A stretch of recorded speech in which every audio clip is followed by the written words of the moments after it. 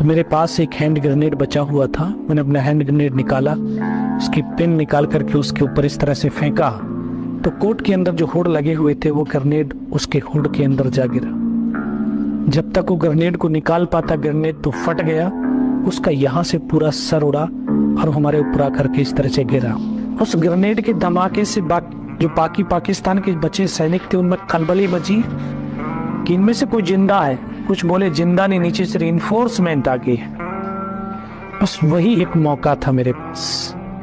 मैंने दोनों हाथों से उसकी राइफल को ऐसे उठाने की कोशिश करी, लेकिन यह हाथ तो हिला ही नहीं, साथ की पूरी हड्डी निकल के बाहर थी, सिर्फ कंधा हिला। कितनी गोलियां लगी थी यहाँ पे? 17 बुलेट। मैंने उसकी राइफल को उठाने की कोशिश करी, लेकिन ये हाथ तो हिला ही नहीं, सिर्फ कंधा हिला। फिर ऐसे राइफल को उठाया एक हाथ से, ऐसे पलटा खाया, फिर वहां से फायरिंग किया तो उनके 3-4 पाकिस्तानी मारे गए।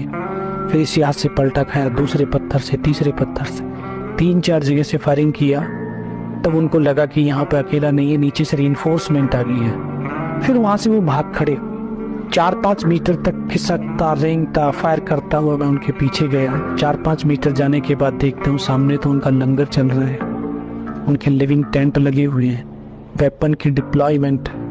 और उस टाइम पे वहाँ सब कुछ छोड़ करके भागते जा रहे, बेबस और लाचार था क्योंकि चल भी नहीं सकता था।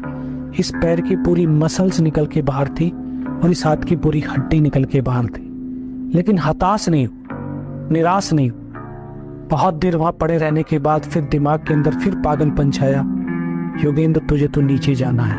और ये 19 साल का लड़का जिसकी 2.5 साल की सर्विस उन डेड बॉडियों के बीच पड़ा हुआ था, जिसको ये भी पता नहीं कि हिंदुस्तान किधर है पाकिस्तान किधर, 500 मीटर उस पहाड़ी पर रोल करते हुए नीचे आया।